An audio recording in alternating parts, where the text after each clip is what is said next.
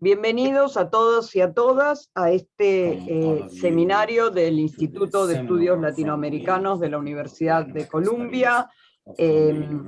Para aquellos que no hablan inglés, hay la opción de interpretación. So welcome everyone for this new seminar of the Institute of Latin American Studies at the University of Columbia. If you don't speak Spanish, the seminar will be run in Spanish, but you can press the interpretation button at the bottom of your Zoom screen to get the translation into English. Okay, so quería avisarles a todos que para participar en este seminario nos están concediendo el permiso para grabarlos. La grabación va a estar disponible en la página web de YouTube del Instituto, y también estamos ahora en Facebook Live. Quiero agradecerles sobre todo ahora a mi presentador, José Antonio Campo, profesor y director de la Concentración de Economía Política y Desarrollo de la Escuela de International and Public Affairs de la Universidad de Columbia, quien presentará a los panelistas de este seminario sobre las elecciones colombianas presidenciales. José Antonio. Bueno, muchas gracias, Vicky, además por este interés que han mostrado en tener este foro sobre las elecciones colombianas. Se agradezco mucho. Creo que tenemos que agradecer también a los estudiantes colombianos de la Universidad de Columbia, que también apoyan este evento el día de hoy. Bueno, quiero darle... Y a los del ASA también. El ASA también. Los estudios esa es la Asociación de Estudios Latinoamericanos de la Universidad de Estudiantes. Bueno, quiero agradecerle a los tres panelistas y vamos los presento uno por uno cuando sea su turno. Entonces yo quiero comenzar presentando a Carlos Lemoine. Carlos Lemoine no puede decir que es el decano de las encuestas de opinión en Colombia. ¿Y eso es bueno o es malo? No, muy bueno. Hemos sido decanos siempre me he cuestionado esa cosa cuando me presentan como decano. Digo, ¿esto me están haciendo bien o mal? Ha sido la historia de las encuestas de opinión de Colombia. Entonces, con el Centro Nacional de Consultoría que creaste hace más de 40 años, y además pues con un pasado en educación como ingeniero civil y matemáticos de la Universidad Nacional, y después con un doctorado en matemáticas de la Universidad de Maryland. Tiene la palabra, Carlos.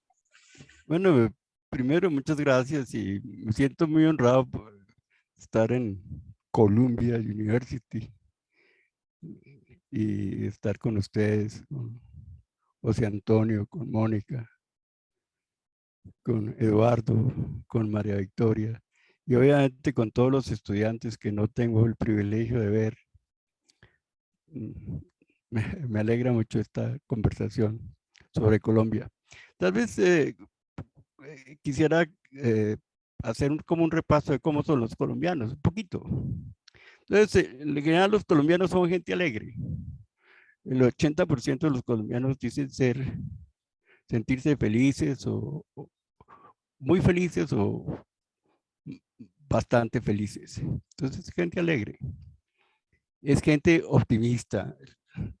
Más del 80% de los colombianos dicen que las oportunidades que tuvieron ellos fueron superiores a las de sus padres, y el 60% más o menos espera que sus hijos tengan unas oportunidades mejores que ellos. Entonces, es gente optimista, alegre, a pesar de todas sus... Ahora, es gente autoritaria. Cuando se mide el autoritarismo de los colombianos, entonces son altamente autoritarios el 60%. En los Estados Unidos ese índice es el 40%, porcentaje de altamente autoritarios. Y eso es importante porque tiene impacto sobre el comportamiento electoral, ¿no? Los estados que son más autoritarios en Estados Unidos fueron los que votaron por Trump. Entonces, nosotros somos bastante más autoritarios que esos estados autoritarios. Somos religiosos. Para el 80% de los colombianos la religión es importante. Y aún los jóvenes, el 85% reza, cree en Dios. Entonces, esa es la gente. Esa es la gente, más o menos, pues. Ahora, el país es muy inequitativo. El índice de Gini, que es el que mide la concentración de la riqueza, hace 50 años está por encima de 0.5. Pues lo que dicen los expertos es que cuando un país tiene una concentración por encima de 0.4, viene siendo una sociedad inestable. Nosotros por 50 años hemos tenido un índice superior al 0.50 y no lo hemos podido bajar. Es decir, que todo lo que se ha hecho por bajar el índice o por la equidad no ha tenido ningún efecto. Y obviamente esa concentración de la riqueza se reproduce en muchas maneras, ¿no? Es una concentración también de la riqueza en las regiones. Nosotros tenemos un ingreso per cápita que es apenas el 10% del ingreso de Estados Unidos, el ingreso per cápita. Pero fuera de eso, las regiones como el Chocó, muchas de las regiones del país tienen un ingreso per cápita que es la quinta parte del ingreso per cápita de la capital. Es decir, que si al 10% de los colombianos le diera por vivir como los ciudadanos de Estados Unidos, el resto de la población tendría que morirse de hambre. Porque los ingresos del país total apenas daría para que el 10% tuviera un estándar promedio igual al de Estados Unidos. Bueno, eso muestra, dijéramos, ahora, todas esas pobrezas las exacerbó la pandemia, ¿no? Entonces la pandemia hizo que apareciera algo que no tenía el país, que era el hambre. Entonces, digamos, en ciudades como Santa Marta y en las ciudades y en las pequeñas poblaciones y en las negritudes y en las etnias, el número de personas que dejaron de tener 3 comidas a pasar a 2 comidas fue superior al 50%. Entonces, ahí apareció el hambre en una dimensión que no conocía el país.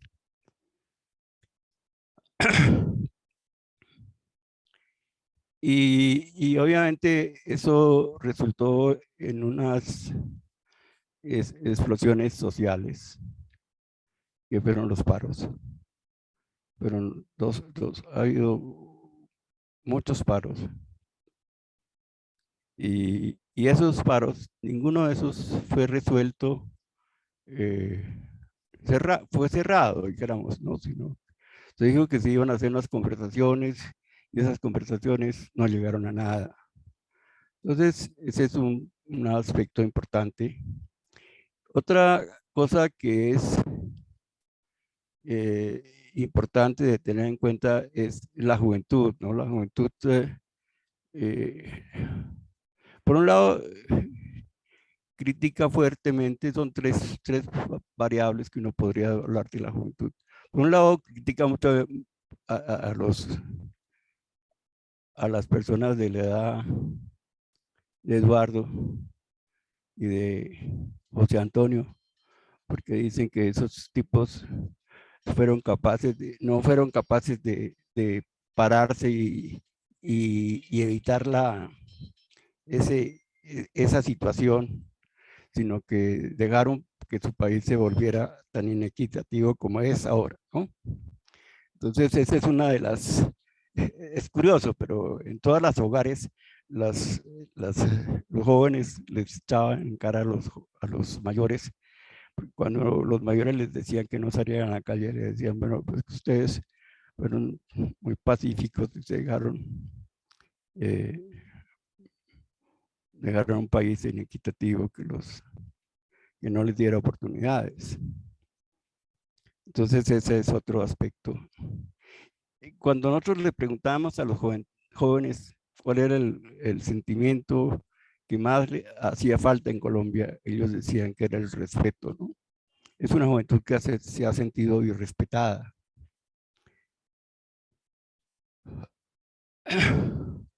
Ahora, otro elemento importante, dijéramos, de la coyuntura es el gobierno, ¿no? El gobierno hizo, para darle méritos a lo que ha hecho bien, hizo bien la vacunación relativamente. Al muy poco tiempo de comenzada la vacunación, el 90% de los hogares tenían una persona del hogar vacunada. Y eso, digamos, paró el descontento contra el gobierno. De manera que el gobierno tuvo en la pandemia, dijéramos, su tabla de salvación, ¿no? Pero de resto, el presidente es bastante impopular, tiene una aprobación del 38%. Y la proporción de personas que dicen que el país va por mal camino es del 78, 77%. Entonces, hay un gran descontento, ¿no? Entonces, uno podría decir que en el cielo hay como dos tormentas que le pueden caer al que vaya a gobernar, ¿no? Que es esa protesta social que no se ha manejado, que se ha, digamos, pospuesto y digamos, se ha disimulado, se ha metido debajo del tapete, debajo de la cama, debajo, y que es producto de, por un lado, de una inequidad de muchos años, Como digo, yo hice, por eso me dicen decano. Yo hice hace 50 años la medición del Gini era 0.53, 0.54, que es exactamente la que está ahora. Y entonces esa inequidad, y las regiones también, lo mismo, ¿no? Las regiones, entonces esa inequidad se remata con la inequidad en el crecimiento, ¿no? Obviamente los bancos crecen muy rápidamente, las grandes ciudades crecen un poco, pero obviamente ni las regiones crecen, ni el ingreso de la gente, del 80% de la población crece, ¿no? Obviamente ha habido avances, la esperanza de vida ha progresado mucho. Obviamente se puede hablar de avances, pero la inequidad es una cosa rampante, visible, y eso tiene impacto. Me parece que están detrás de todas esas nubes negras que amenazan al próximo gobierno. Por un lado, la de la protesta social que no se ha resuelto, y por el otro lado, la protesta de los jóvenes que tampoco ha tenido respuesta, ¿no? Se sienten irrespetados. Yo creo que otro elemento muy importante de todo el panorama y de la problemática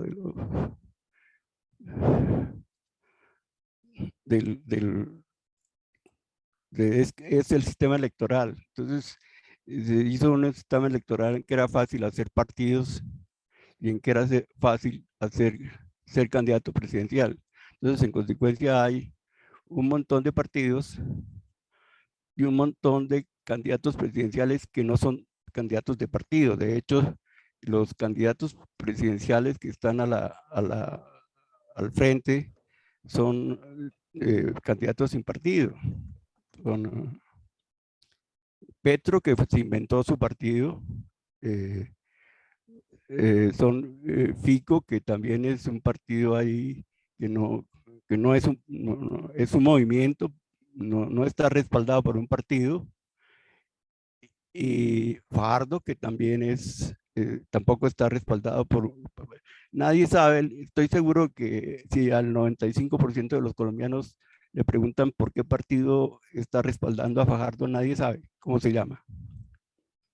Entonces, Carlos, disculpa, pero van 12 minutos, así que te voy a pedir bueno, que ya. vayas cerrando. Entonces, eso hace que la situación electoral al final sea la siguiente. Dijéramos,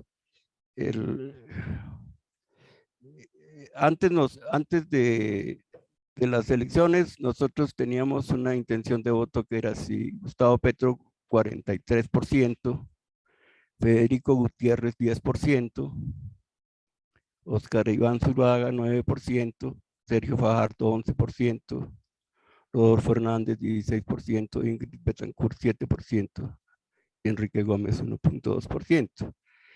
Después de las elecciones, nosotros hicimos una medición el sábado pasado que da Gustavo Petro 37%, es decir, baja 6 puntos. Federico Gutiérrez pasa a 27 puntos, es decir, tuve 17 puntos en parte por la adición de Jorge Iván Zuluaga. Sergio Fajardo se queda en sus platas. Rodolfo Hernández baja 6 puntos. Ingrid Betancourt baja 3,5 puntos. Enrique Gómez se queda en sus platas y el puesto en blanco sube. Esa es la situación actual. Perdone que me ha demorado más minutos.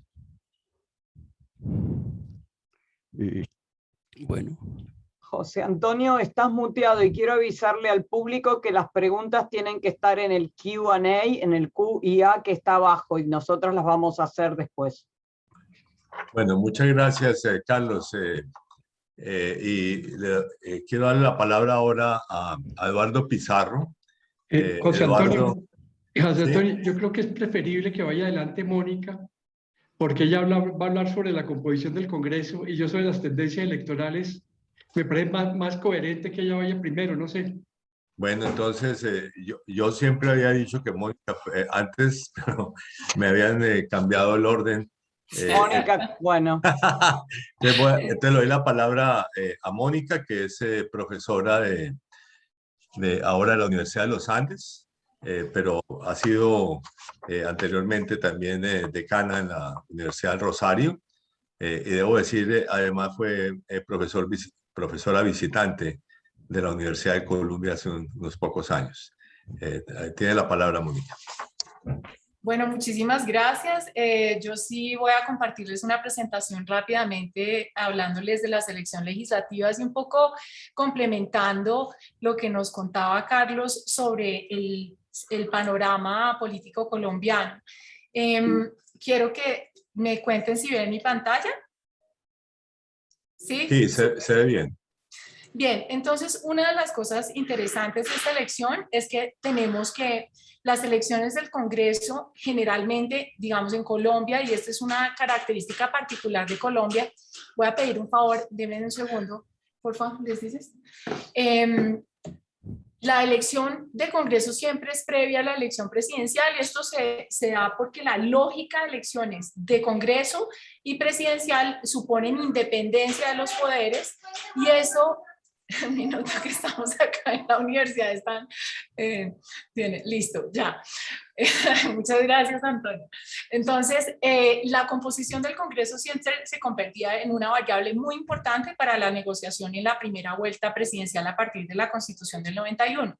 Estas elecciones tienen unas consultas interpartidarias y de movimientos independientes que convierten esta elección en una cuasi primera vuelta, es lo que hemos venido discutiendo acá, y fue muy importante para muchos candidatos para utilizarla de forma efectiva y arrastrar el voto en elecciones legislativas, y vamos a ver un poquito eso. Está Gustavo Petro con una intención de voto, como la mostraba Carlos Demuán, una popularidad que ha logrado en el tiempo, pues porque Gustavo Petro es un político profesional que lleva queriendo ser presidente de la República un tiempo largo, y también pues el rebalanceo que genera estas consultas es lo que vamos a mirar. Entonces, ¿cuáles son estas tendencias que afectan la gobernabilidad en Colombia y cómo se ven en estas elecciones? Una, pues, que es la que dice Carlos, persiste la alta fragmentación partidaria, pues, a pesar de que Colombia pasa por una reforma electoral que es importante en el año 2003, nosotros seguimos teniendo una alta fragmentación partidaria, en parte porque dejamos una ventana para la participación de movimientos independientes que se volvió bastante amplia y se volvió una ventana que hace que coordine el sistema alrededor de sus candidatos independientes y no necesariamente alrededor de los partidos, y se crean, bueno, en estas elecciones nuevas circunscripciones que van a representar un reto importante por la cantidad de curules que son en el Congreso de la República. Esta simplemente es una gráfica que les muestra cómo la tendencia de grupos inscritos de ciudadanos, de grupos significativos inscritos de ciudadanos en elecciones locales se convierte en una realidad en elecciones locales desde hace rato, pero que realmente para las elecciones nacionales es algo relativamente nuevo. Pero si nos damos aquí cuenta en la gráfica, en el año 2018 hubo 49 movimientos significativos de ciudadanos inscribiendo candidatos a presidente, y en este año 40 movimientos. Y como decía Carlos, de los candidatos que tienen mayor opción, estos no pertenecen a un partido. Entonces cambiamos la lógica del sistema, digamos del 2003, donde teníamos partidos para Congreso, para consejos municipales, para asambleas, y transformamos digamos, y esta excepcionalidad se convirtió en la regla. Para ser miembro del Ejecutivo y para ser candidato presidencial, uno es candidato independiente porque empieza elecciones un año antes y pues coge ventaja comparado con los candidatos de partido. Esta es también la lógica que ocurre en Cámara, Senado, y esto es incoherente con el sistema electoral porque pues realmente, digamos, el umbral para Senado es muy alto como para dividirse de la forma que se dividen, y sin embargo estamos viendo grupos significativos de ciudadanos presentar también candidatos a Senado y a Cámara de Representantes. Otro fenómeno interesante, pues en el caso colombiano, es la inscripción por coaliciones. En 2018 teníamos 12 listas en circunscripciones territoriales que eran de coalición, y en 2022 pasamos a 80 listas de circunscripciones de coaliciones en circunscripciones territoriales. En Senado, pues la lista de decencia, que era Petro, se presentó como coalición, pero esta vez tenemos 300 candidatos en listas de coaliciones. Entonces, esta idea de los partidos en Colombia deja de ser relevante, y siempre, digamos, en mis trabajos yo lo que he dicho es que lo que es importante aquí es si uno es gobierno u oposición. Adicionalmente, tenemos el proceso de paz, que es muy, digamos, que a raíz de decisiones judiciales renueva algunos partidos, la personería jurídica de algunos partidos políticos que habían desaparecido, y entonces se genera aún mayor fragmentación en el sistema, por ejemplo, con Ingrid Betancourt siendo candidata presidencial, y bueno, con otro candidato que se llama Enrique Gómez, que tiene una proporción de votos una intención de voto muy pequeña. Este es el panorama del Congreso 2018. Tenemos un Congreso fragmentado, es un Congreso altamente proporcional. Recordemos que Senado es una circunscripción nacional, Cámara son circunscripciones territoriales, pero lo que vemos es que nosotros tenemos más o menos 10 partidos con con unas proporciones de curules de 14, 15, y siempre tenemos coaliciones postelectorales. En el trabajo que yo he hecho con Manuela Muñoz y con otros colegas politólogos hemos mostrado cómo se forman las coaliciones del gobierno, y siempre son coaliciones postelectorales. Después de las elecciones de marzo se empiezan a armar estas coaliciones postelectorales que van a ser preelectorales para la presidencia, porque los partidos no tienen mayorías, y entonces ahí ustedes ven que las coaliciones en general durante los últimos gobiernos han sido multipartidarias.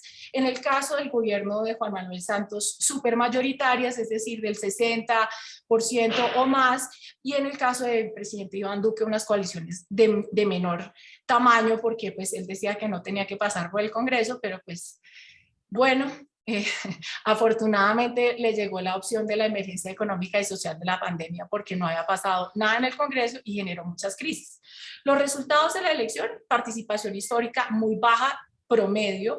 En las elecciones 2019 tuvimos el 60% de participación, aquí tuvimos el 45%, es decir, que tenemos 4 millones de personas que deberían votar y no votaron. Para las consultas tenemos unas participaciones más bajas aún. El 66% de ese 45% participó, es decir, 12 millones de personas. Sergio Fajardo es el ganador de la coalición Centro Esperanza, pero el perdedor de la elección en consulta. Y por eso se ve reflejado un poquito en el resultado que vemos que Carlos nos muestra. Federico Gutiérrez con más de 2 millones de votos en una coalición centro-derecha, en donde inmediatamente se une el Centro Democrático y pues la coalición del Pacto Histórico, pues que no sé por qué, aquí está, saca más de 6 millones de votos, 5 millones, perdón, es que yo no estoy viendo las cifras, 5 millones 800 de votos, que representa un gran potencial electoral, pero pues que viene envenenado porque igual no le salió a participar todas las personas que él quería, y que además resulta, ya sé, Vicky, dime si ya me toca terminar. No, bien, gracias, Dios mío. Bueno, entonces ahora que dice que no puedo mover la presentación, listo. Entonces aquí mostramos que, aquí simplemente lo que quiero mostrar es que la lógica de consulta es distinta a la lógica de Senado y de Cámara. En general, la lógica de la Cámara es de menor información, entonces se parece más a una elección, digamos, de atajos de información, pero en el Senado vemos más fragmentación. Y esto, un momento, entonces, ¿qué pasa en el Senado? Pues nosotros aquí lo que vemos es esta fragmentación que vimos en el pasado, con el Pacto Histórico cambiando de posición. Obviamente el Pacto Histórico era el partido minoritario, digamos la Colombia Humana era el partido minoritario, aquí lo vemos con 19 curules, que es una cantidad, es la cantidad de curules que sacó el Centro Democrático en el año 2018, y el Partido Conservador, Liberal, Centro Democrático, Cambio Radical, Partido de la U, que son la potencial coalición centro-derecha con 53 curules. Tenemos un dilema con el Partido Liberal, no sabemos para dónde se va a ir, y ahí me gustaría escuchar a mis colegas sobre sus opiniones. Y por supuesto la coalición Centro Esperanza con algunas curules, pero también con una dificultad de armar una coalición por su posición no uribista, digamos, y fundamentalista sobre ese tema.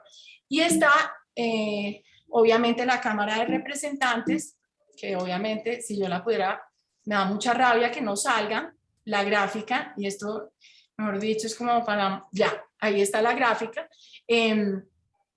Está el Pacto Histórico con 25 curules a pesar de tener la mayor votación, pero quiero mostrarles un poco esta mayor división se puede traducir en una idea en donde el Pacto Histórico podría tener alrededor de 31 curules, los liberales 32, el Equipo por Colombia 65 curules, ahora se le puede sumar Cambio Radical, yo creo con tranquilidad, sumando ya más de 81 curules, que podría ser una potencial mayoría. Hay algunas coaliciones de centro izquierda y centro derecha que estoy sumando abajo, y pues el Centro Esperanza con 16 curules. Entonces, pues, ¿cuál es el escenario para cualquier persona para gobernar? Pues que tiene que hacer coaliciones interpartidarias, que tiene que hacer concesiones, y que va a ser muy difícil armar las mayorías en el Congreso de la República.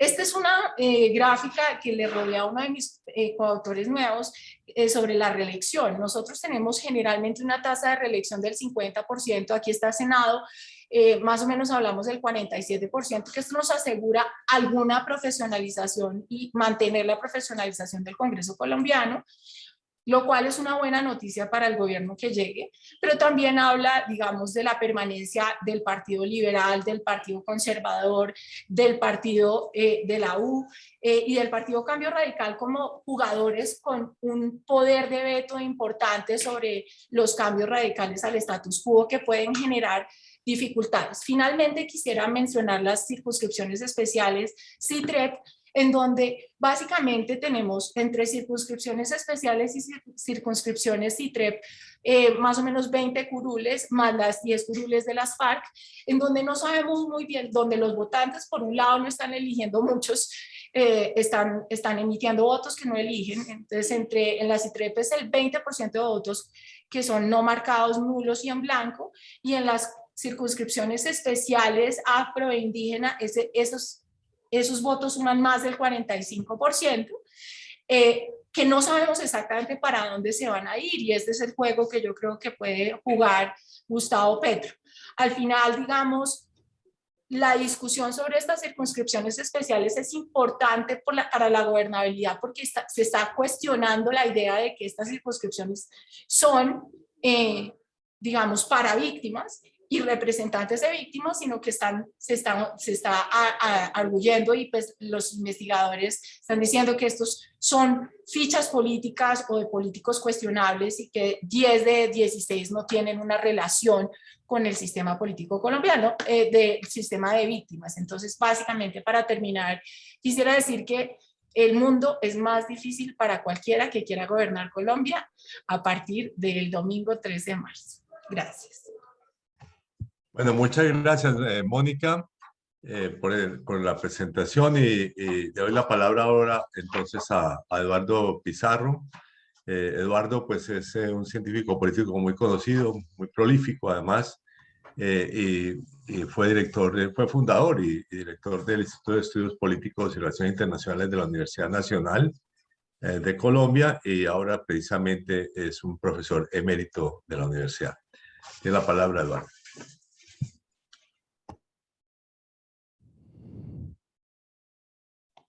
Gracias, José Antonio, y gracias, María Victoria. Bien, Colombia fue uno de los 3 países de América Latina que llegó a finales del siglo XX con el bipartidismo liberal conservador típico del continente en el siglo XIX, con Uruguay, el Partido Nacional y el Partido Colorado, y con Honduras, el Partido Nacional y el Partido Liberal. Y como Honduras y como Uruguay, Colombia en los últimos 20, 25 años ha transitado hacia un sistema multipartidista. Pero lo grave del caso colombiano es que transitamos de un bipartidismo perfecto, liberal conservador, a un multipartidismo difuso.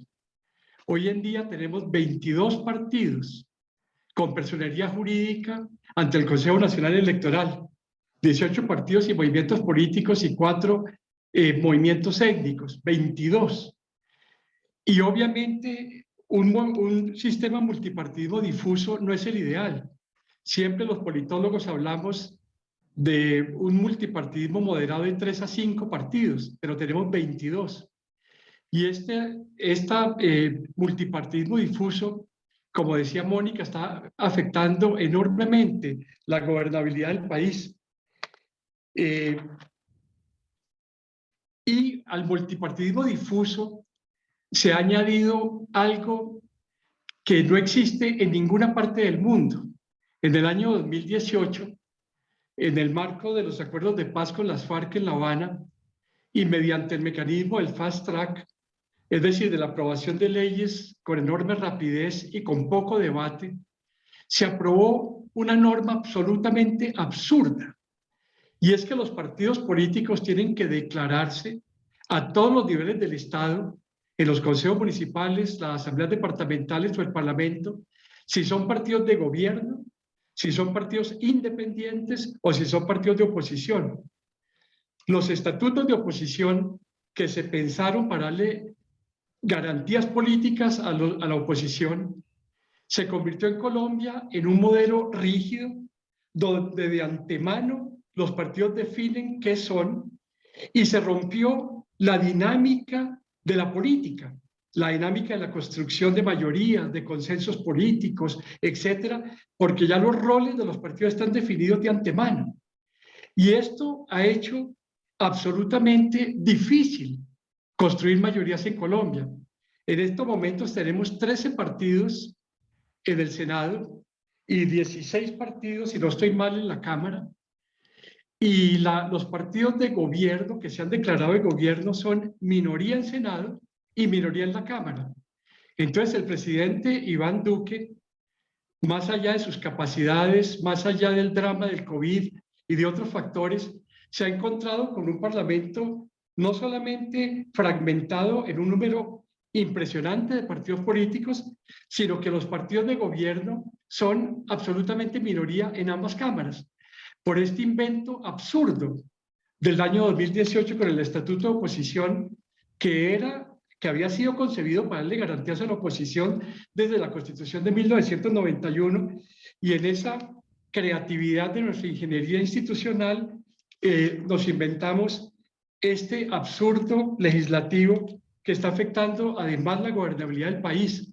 Y como decía bien Mónica, el próximo Parlamento del 2022 va a ser incluso más fragmentado que el de 2018, y si ganara Gustavo Petro, los parlamentarios de gobierno serían una absoluta minoría frente a quienes se declaran de independientes o de oposición.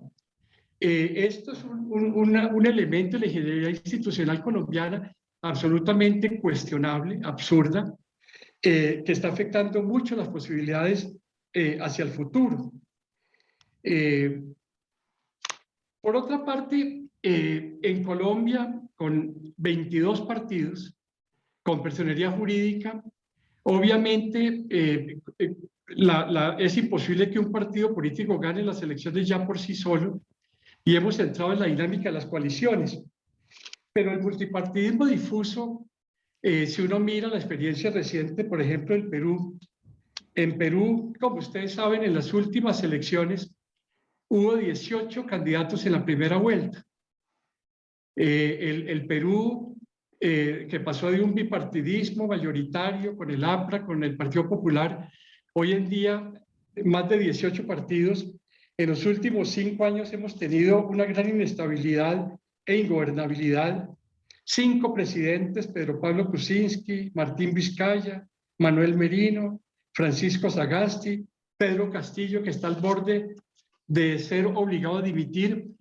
Creo que el caso del Perú muestra los riesgos de este multipartidismo difuso. Ustedes recuerdan que Pedro Castillo en la primera vuelta presidencial sacó el 19% de los votos y Keiko Fujimori el 13%. Es decir, 2 minorías pasaron a la segunda vuelta, y el Partido Perú Libre, el partido de Pedro Castillo, tiene 32 de los 130 congresistas de la Cámara Única que existe en el Perú. Y esto ha generado ese riesgo permanente de destitución que está viviendo el presidente Pedro Castillo. En Colombia no estamos muy lejos de esa situación, insisto, a pesar de que Perú tiene un sistema semiparlamentario que permite destituir a los presidentes, y Colombia no. En Colombia el multipartismo difuso genera esa imposibilidad de construcción de mayorías políticas, e insisto, va a ser el rasgo de Colombia 22-26. Cualquiera que gane. Si gana Petro, minoría en el Congreso. Si gana la coalición Equipo Colombia, minoría en el Congreso. Una situación bastante mejor, pero no sustancialmente mejor. Y si gana la coalición de la esperanza, una enorme minoría política en el Congreso. Bien, yo les decía que la única forma en Colombia en estos momentos, con 22 partidos, es la conformación de coaliciones políticas para poder adelantar la conformación de equipos de gobierno con relativo sustento. En Colombia, ya tenemos una larga experiencia, porque en el año 1990 tuvimos la primera consulta intrapartidista para elegir al candidato del Partido Liberal, que fue César Gaviria, en 1990, y de ahí en adelante hemos venido avanzando en una cultura de acuerdos, de consultas intra o interpartidistas que finalmente hemos vivido también en las semanas recientes. ¿Qué significa esto? Que la situación es la siguiente. En las consultas interpartidistas, el número de electores es relativamente bajo, pero luego va aumentando en la primera vuelta y va aumentando en la segunda vuelta. Es decir, las consultas interpartidistas, la participación política es relativamente reducida, y entonces se inicia una dinámica política en la primera y la segunda vuelta de alianzas políticas y sobre todo de intentar ganarse el voto de los que no participaron en las consultas interpartidistas y en las elecciones parlamentarias. En Colombia, que tenemos una abstención electoral altísima, parecida a los Estados Unidos, en Colombia el voto no es obligatorio, votan en elecciones presidenciales el 52% de los colombianos y en elecciones parlamentarias el 40, 45%. Lo que ocurre es que hay que intentar, a partir de las consultas interpartidistas, ir ganando espacios políticos, ir ganando, sumando votos de los que se abstuvieron y de los que hacen parte de los partidos políticos que no participaron en las consultas. Fíjense ustedes que en el caso de las elecciones recientes, 4 partidos de enorme significación no tenían candidato presidencial. El Centro Democrático, por la renuncia, ya renunció Oscar Iván Zuluaga, el candidato. Oscar Iván Zuluaga, sí había, el Centro Democrático tenía a Oscar Iván Zuluaga como candidato, pero ya renunció. El Partido Liberal no tenía candidato, el Partido Cambio Radical y los partidos cristianos, Mira y Colombia Libre y Unidos tampoco. Entonces tenemos una gran fracción del sistema de partidos de Colombia que no participó en las consultas interpartidistas y que va a ser determinante en la primera y en la segunda vuelta. Por otra parte, tenemos partidos políticos que sí tienen candidatos, además de los 3 de las consultas. Colombia Piensa en Grande, del exgobernador del departamento de Antioquia, Luis Pérez, el Movimiento de Salvación Nacional, del ex candidato presidencial Rodrigo Gómez Hurtado, que murió asesinado hace 2 décadas, el Partido Verde Oxígeno de Ingrid Betancourt y en la Liga de Gobernantes Anticorrupción del exgobernador de Bucaramanga, Rodolfo Hernández. Es decir, tenemos 2 outsiders, Ingrid Betancourt y Rodolfo Hernández, que tienen alguna presencia en las encuestas. Entonces, ¿qué va a ocurrir? Que hacia la primera vuelta presidencial, yo voy a argumentar esto. Los 3 candidatos con posibilidades reales son los candidatos que se presentaron a consultas interpartidistas. Los 3 candidatos en la primera vuelta, con alguna significación, van a ser Gustavo Petro, Federico Gutiérrez y Sergio Fajardo. Mi tesis es que el resto, toda esta cantidad de candidatos que aparecen, van a comenzar a caer en las encuestas, y me parece que Carlos Lemando demostró que ya Ingrid Betancourt y Rodolfo Hernández comenzaron a caer en las encuestas, y vamos a tener 3 grandes candidatos. Eso también ocurrió en el 2018. En el 2018 hubo 2 consultas interpartidistas, la de Gustavo Petro, Colombia Humana, y la del Centro Democrático, y fueron los candidatos de estas 2 coaliciones los que pasaron a la primera y a la segunda vuelta, porque tuvieron visibilidad política y tuvieron grandes recursos de reposición de votos para financiar las campañas. Dicho esto, entonces argumento que va a haber 3 grandes candidatos, ya voy a terminar, Y tenemos 4 escenarios. Primer escenario, Gustavo Petro versus Federico Gutiérrez. Este escenario es muy probable porque son los que arrancaron en punta en la consulta interpartidista. Van a intentar unos y otros de polarizar al país, o Gustavo Petro, Federico Gutiérrez, o la derecha o la izquierda, y es muy probable que venga el voto útil, los que quieren impedir que la izquierda acceda al poder, o los que quieran impedir que la derecha acceda al poder, y entonces ese es un escenario que puede ser muy probable. El segundo escenario, Gustavo Petro versus Sergio Fajardo, de la coalición Centro Esperanza, sería un escenario menos probable, salvo que haya un repunte excepcional de la coalición de la esperanza en las próximas semanas. Tercer escenario, un triunfo electoral de Gustavo Petro en la primera vuelta, lo veo absolutamente improbable debido a que ya el voto petrista, que es muy disciplinado, se expresó electoralmente. La imagen de Petro tiene un techo muy negativo y va a haber una dinámica discursiva contra esta candidatura muy fuerte. Y el cuarto escenario, el triunfo electoral de Federico Gutiérrez en la primera vuelta, yo personalmente no lo descarto. Y no lo descarto fundamentalmente porque va a haber una gran coalición de todos los candidatos de los partidos de derecha hacia esta candidatura, y el voto cristiano, que puede ser muy significativo, como está siendo muy significativo en toda América Latina. En síntesis, yo estoy viendo ahí dos riesgos: el riesgo de Petro y Federico Gutiérrez, y esto puede generar un clima de inestabilidad política porque hay una fuerte presión por el cambio, pero al mismo tiempo hay muchos sectores de la sociedad que tienen una fuerte presión por el status quo. Entonces esto puede generar un choque en la sociedad colombiana y una gran inestabilidad política hacia el futuro. Yo paro ahí y luego la discusión continúa. Muchas gracias, María Victoria. Bueno, muchas gracias, Eduardo. A ver, Vicky, José Antonio, ¿quieres hacer una pregunta inicial?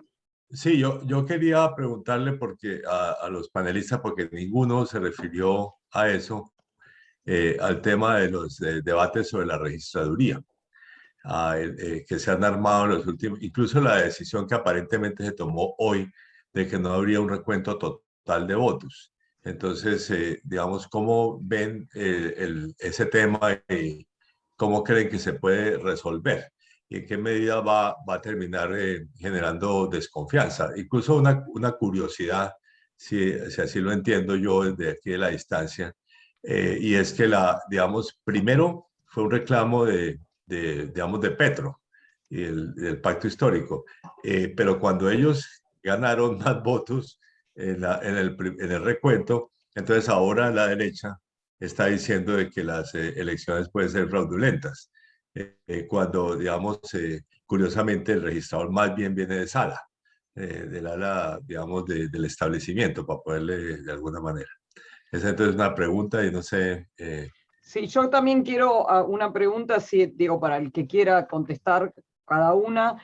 Mi pregunta tiene que ver bastante con la presentación de Eduardo, sin embargo, esta idea de que Colombia es como Perú, Colombia que como Perú vivió un proceso de protestas recientemente, también se fragmenta.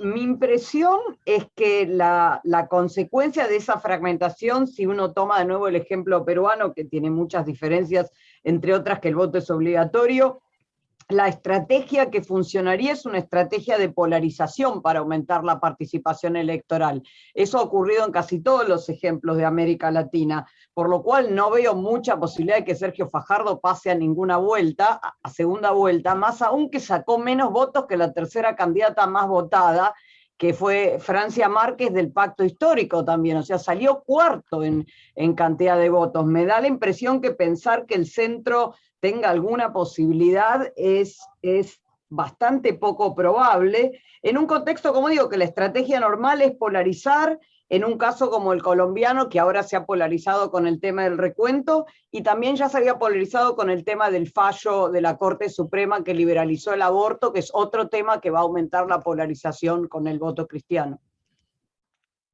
Si quieren, Sí. yo comienzo con lo de la registraduría. Adelante. Bueno, pues, ¿qué pasó en Colombia con esta solicitud? En Colombia tenemos un sistema, como ustedes se dieron cuenta, altamente proporcional, pero tenemos listas abiertas o cerradas opcionales. El pacto histórico que tenía la consulta hizo lista cerrada para Senado y Cámara, y esa lista cerrada estaba en el E14, que es el formulario que tienen que llenar los jurados al final del formulario, y en la transmisión, en el preconteo, el pacto histórico, las fotos que tomaron, muy seguramente no tomaron ese último margen, y lo que pasó obviamente fue que en el escrutinio, ya en el proceso de revisión de todos los documentos, se dieron cuenta que el diseño del E14 estaba, digamos, no se había aprobado. Además, los jurados, porque cambiamos las tarjetas electorales, pasamos de tener una tarjeta electoral para Senado y una para Cámara a tener 2 para Senado por circunscripción y 3 para Cámara, o 4 dependiendo de la región. Entonces, lo que pasó fue que hubo mucha demora dentro del proceso de conteo y hubo errores en la forma en que se llenaron los E14. Entonces, ¿qué pasó?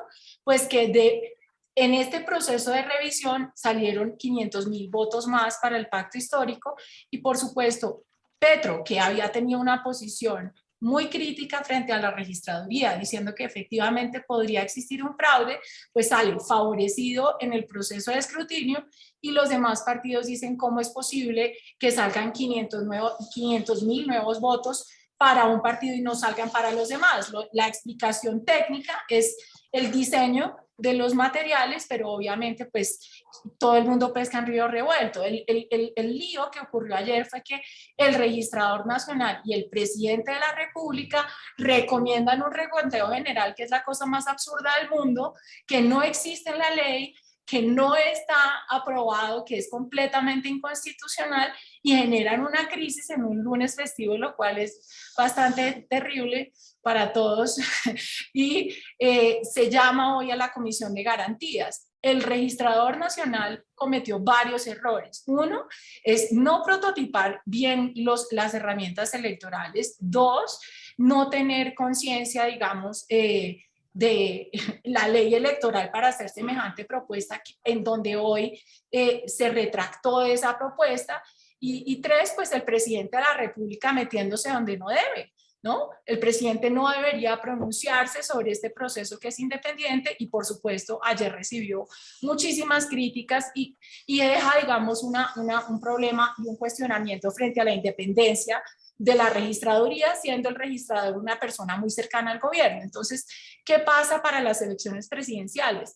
Las elecciones presidenciales son muchísimo más sencillas en términos, digamos, mecánicos y operativos. Entonces yo no creo que vaya a haber ningún problema, pero sí deja una sensación, y el Partido Centro Democrático, por supuesto, se puso, digamos, en una posición muy radical.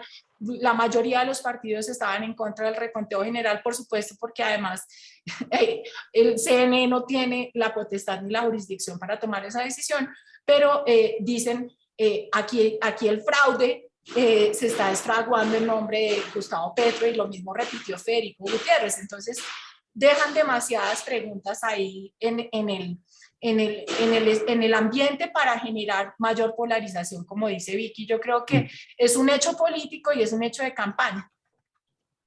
Sí. Muy bien. Eduardo, a mí también me gustaría que después Carlos se refiriera al tema, a la pregunta que hizo Vicky sobre polarización. Pues sí. Creo que tenía mucho que ver con su presentación. Adelante, Eduardo. No, yo voy a referir entonces después, voy a referirme al tema de la polarización. Hay una cuestión interesante, María Victoria, y es que Colombia siempre vota en forma hacia los candidatos moderados. Probablemente por la persistencia y la violencia, los colombianos nos volvemos muy conservadores en el momento de votar, porque nos da mucho temor que votar por candidatos que se ubiquen en los extremos agrave las tensiones, y eso agrave la conflictividad y la potencialidad de la violencia. desde 1958 es muy sorprendente. Hemos votado siempre por candidatos situados hacia centro derecha, centro izquierda, y los candidatos que se sitúan en los extremos reciben una pésima votación. Candidatos del Partido Comunista o candidatos de sectores conservadores muy radicales, somos relativamente centristas en el voto. Dicho eso, yo creo que el temor a es muy probable que los dos candidatos de las dos coaliciones mayoritarias jueguen a la polarización, pero es muy probable que esa tradición colombiana de votar hacia el centro le dé alguna fuerza a la candidatura de Sergio Fajardo y la coalición Centro Esperanza, si nos ubicamos en la tradición colombiana.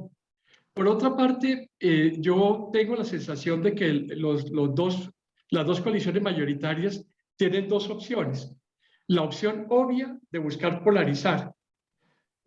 Como ya dijo el que encabezó las listas de Senado de la coalición del Centro Democrático, él dijo ya, la verdad es que lo que tuvimos fue una primera vuelta y ya quedan dos opciones, la derecha o la izquierda. Sin embargo, yo siento que las dos coaliciones de centro y derecha, frente a la posibilidad de que Sergio Fajardo comience a aumentar en las encuestas, busquen morder hacia el centro. Busquen moverse hacia el centro izquierda, centro derecha, con objeto de neutralizar un eventual crecimiento de la coalición Centro Esperanza. La opción de Gustavo Petro, evidentemente, es decir que su modelo no es Hugo Chávez ni Daniel Ortega, que su modelo es Pepe Mujica y Gabriel Boric, y, es decir, que comience a adelantar que sus ministros de Hacienda para tranquilizar los mercados es uno, y su ministro de Defensa para tranquilizar a las fuerzas militares es otro. Es decir, que Petro no juegue tanto a la polarización por el riesgo de que Sergio Fajardo comience a crecer en las encuestas, sino que se mueva hacia el centro. Y lo mismo es posible que ocurra con la candidatura de Federico Gutiérrez, que busca comenzar a morder hacia el centro para poder crecer y derrotar a sus adversarios y en particular a Gustavo Petro. Por eso yo no, digamos, viendo la tradición cultural política colombiana y viendo las necesidades hoy de los distintos candidatos, a mí no me sorprendería que todo el mundo se mueva hacia el centro y que la polarización extrema no sea lo que va a ocurrir en las próximas semanas. Eso es interesante, además, porque en Chile sí hubo... A mí sí me sorprendería. Carlos está por decir algo. Carlos, a mí sí me sorprendería lo que pase lo que dice Eduardo. Yo lo que veo es estamos camino de la polarización, ¿no? Nosotros hemos estudiado un poco eso y básicamente, digamos, los procesos electorales se ganan es más por tener un contingente de inflexibles fuerte que va convenciendo y va erodando el centro. Y eso es lo que se ha visto en este proceso electoral. Digamos, hace un año Fajardo estaba por encima de Petro, pero Fajardo no intervino en los paros. Y Petro tomó el partido de los paros. Y ese fue el salto de Petro. Ahí subió Petro y cayó Fajardo con todas sus... Fajardo y todos sus filiseos, pues, cayó Galán, cayó todos los que no se pronunciaron en favor del paro o en contra del paro, cayeron. Y eso, dijéramos, eso fue uno de los... un punto de quiebre de la capacidad de liderazgo del país. La ausencia que tuvo el liderazgo del país, los paros, que el único que fue, digamos, que tomó las banderas del paro y que respaldó el paro fue Petro. Y eso hizo que la gente que quería que esperaba que el paro tuviera unos resultados positivos, se fuera con él. Y yo creo que hacia el futuro lo que vemos, vamos a ver es polarización, porque eso es, bueno, los técnicos en campañas políticas lo que buscan es eso, cierta polarización. El combate contra Petro va a ser el miedo a que se vuelva a Venezuela. Y al revés, ¿no? Que esto se vuelva una dictadura. Mónica, ¿tenías algo que querías decir? Sí, yo difiero un poco de Eduardo en la lógica que estamos planteando de las elecciones actuales, porque yo sí creo que estamos votando en contra. Y yo creo que esa decisión que están tomando los votantes se ve evidente en el caso de Federico Gutiérrez. La mayoría de la gente no conoce a Federico Gutiérrez, pero sabe que es el contrincante del equipo por Colombia que podría potencialmente vencer a Petro, y le fue bien en la consulta y la gente está votando por él independientemente.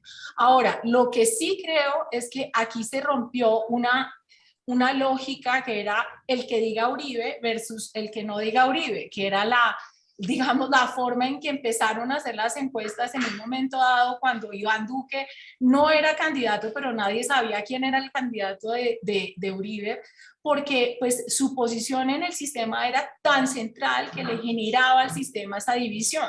Ahora, digamos, para mí la división está más en Petro, y es a favor de los que están a favor de Petro y los que podrían unirse con Petro y los que no están a favor de Petro. Y Petro es el centro de la discusión.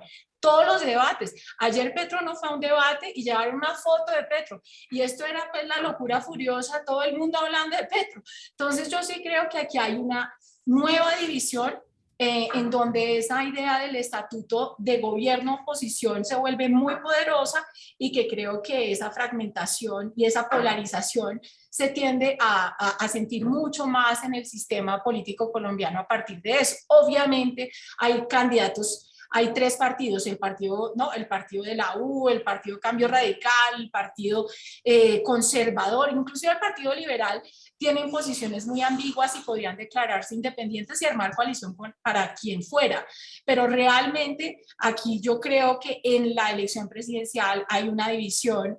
Cambió la división, pero sigue siendo una división que genera muchísima fragmentación a partir además de las posiciones de Gustavo Petro y sus propuestas, que muchas descabelladas, digamos, en términos macro, para los colombianos, como decía Carlos, que somos bastante conservadores, no nos interesa. Y por supuesto, toda la agenda contramayoritaria de la Corte también es una muy buena excusa para la derecha de decir que esta agenda de Petro no solamente representa una agenda populista en términos económicos, sino digamos, una agenda hiperliberal en términos sociales. Pero una observación, digamos, incluso también una pregunta para Carlos. Digamos, en la elección de hace 4 años, digamos, Fajardo sacó, digamos, después de la elección tenía 10% y subió muy fuertemente en los 2 meses siguientes, y de hecho prácticamente pues, estuvo muy poco por debajo de Petro en la primera vuelta. Entonces, digamos, ese es digamos, un elemento que daría algún respaldo a la posición de Eduardo. Ahora, la otra, digamos, por otra parte, digamos, ¿cuánto es el movimiento hacia el centro? Es una buena pregunta. Digamos, yo diría que los dos ejemplos que presentaba Eduardo, Boris sí es un clarísimo apropiarse del centro, pero digamos, también contra el fantasma de Pinochet y un sucesor de Pinochet, digamos, era como no estoy seguro del ejemplo de Uruguay. O sea, Pepe Mojica, en realidad el movimiento de izquierda uruguayo siempre fue consistente. Lo que pasa es que se volvió mayoritario y después perdió la elección también. Pero digamos, no hay realmente no hubo ningún movimiento, digamos, para tratar de apropiarse del centro, que no era, digamos, la situación. Sí en Chile. Entonces, en fin, es una pregunta, pero digamos... Tengo una pregunta como siguiendo lo de José Antonio, un poco extendamos los países en la comparación. Hay otro país que tiene una falsa primera vuelta, que es Argentina. que también tiene una consulta, las PASO, es obligatoria en este caso, sobre los candidatos presidenciales. En la última elección eso resultó que se transformó en una primera vuelta y evidentemente la gente, los votantes para la segunda vuelta también es una elección obligatoria.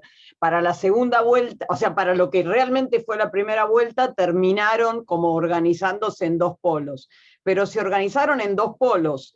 Y esto me lleva a pensar que si Mónica tiene razón, los polos van a ser a favor o en contra de Petro. Y es más fácil definirse en contra de Petro alguien que sea diferente a Petro, no alguien que esté más cerca. Yo tiendo a coincidir con Carlos. Pero la pregunta que tiene que ver más con la presentación de Carlos es, los colombianos están descontentos. Eso, la protesta, el paro, la inequidad. Si gana Petro, no va a poder controlar el Congreso, eso es lo que nos mostró Mónica. No va a poder hacer nada de lo que la gente que lo vota, espera que haga. Y si pierde Petro, toda esa gente que está súper descontenta, también va a estar súper descontenta. O sea, la situación, gane quien gane, es bastante complicada en términos de esa incapacidad del sistema político de responder al gran descontento de la ciudadanía. ¿Es una lectura errada o qué piensan ustedes? Estoy 100% de acuerdo. Tal vez también hay que mirar los candidatos, ¿no? Porque Petro es un tipo de 62 años, 63 años, que fue alcalde de Bogotá, que prometió muchas cosas y no cumplió ninguna. Entonces, no le puede uno extrañar, dijéramos, que eso al mismo le pase en la presidencia, ¿no? Que prometa muchas cosas y no puede hacer nada, digamos. Yo no le veo, entre otras cosas, la gente que lo rodea es también gente mayor, que no tiene el ímpetu revolucionario. Está Clara López, por ejemplo. La revolucionaria Clara López, yo no la entiendo.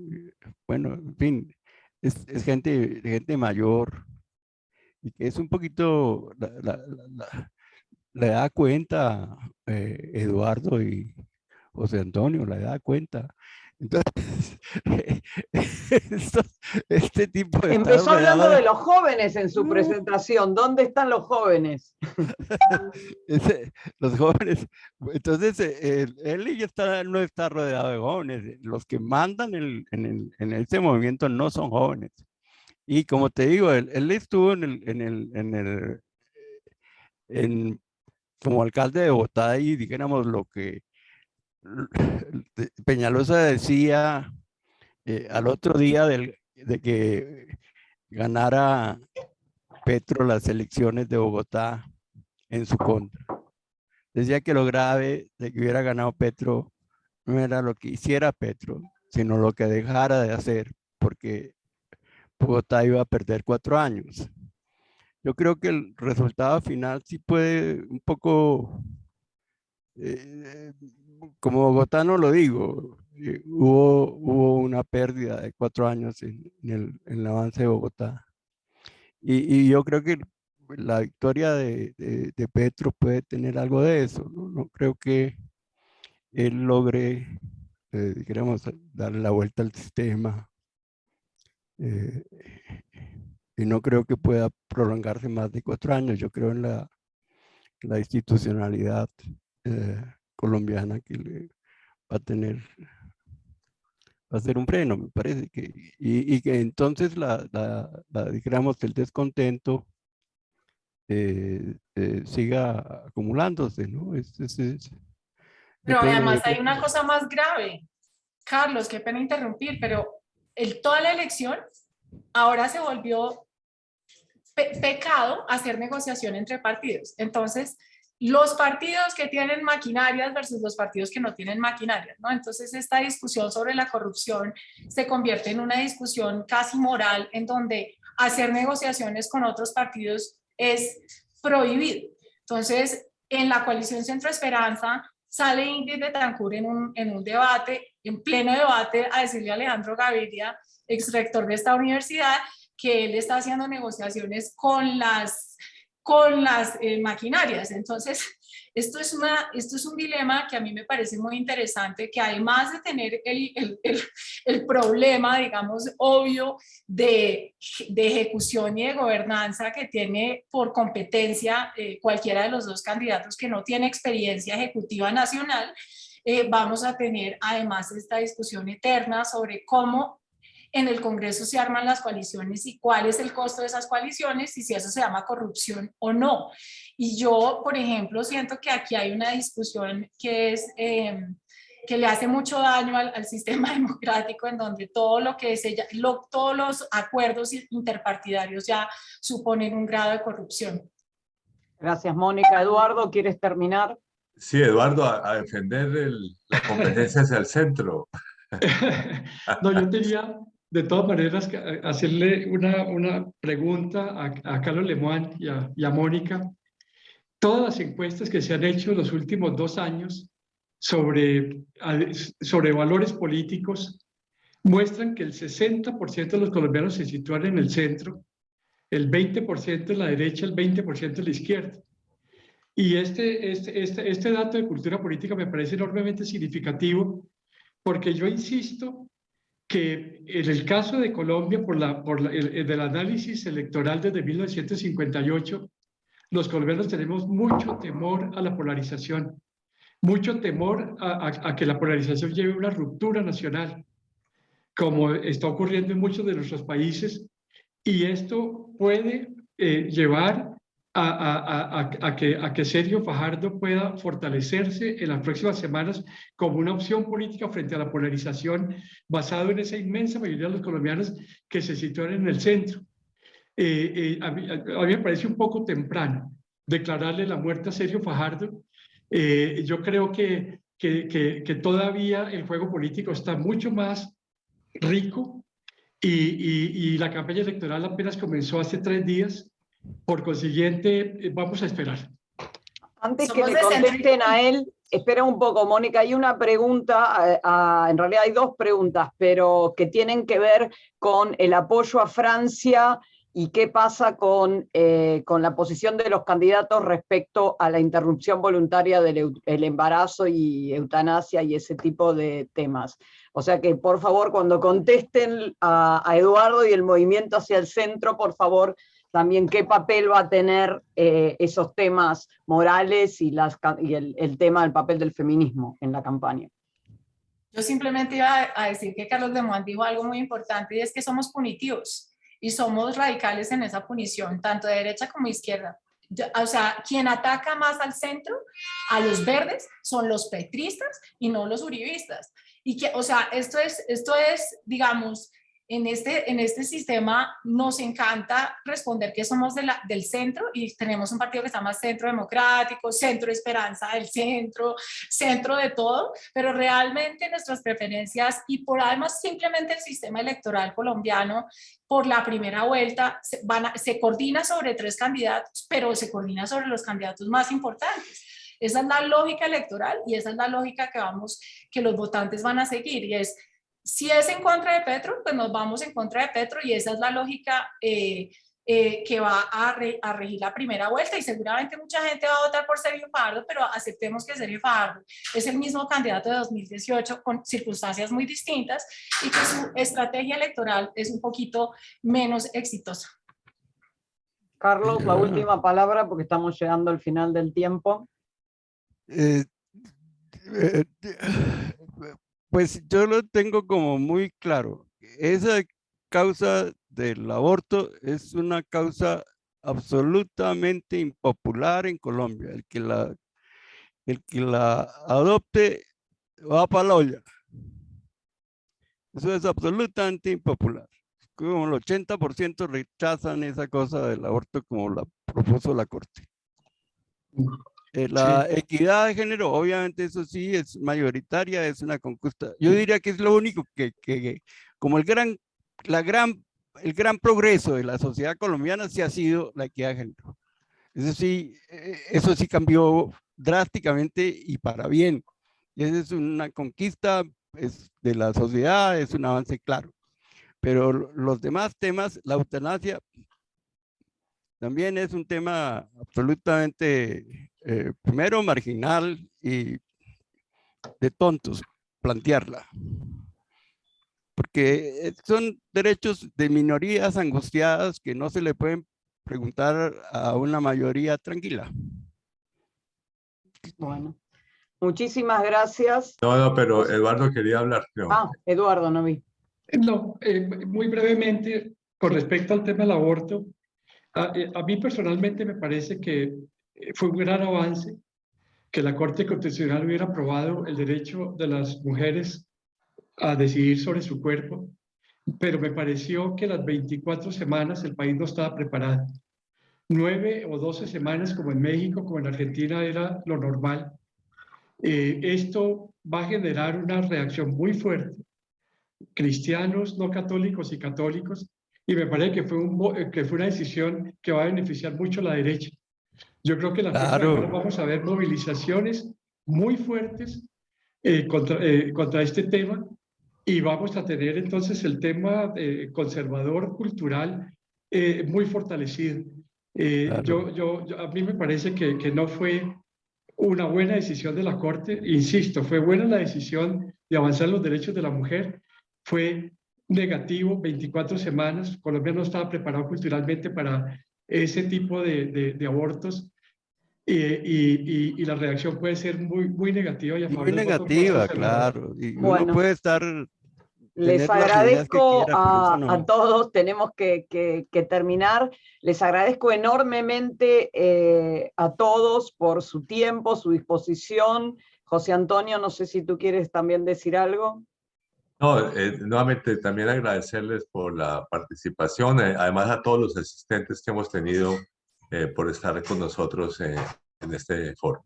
Muchas gracias. Muchísimas gracias. Y a Vicky, Hasta luego. por ser la organizadora. No, a ti. Y esto va a estar, el video va a estar disponible pronto y lo vamos a mandar por social media también. Muchas gracias a todos. Hasta luego. Hasta luego. Adiós.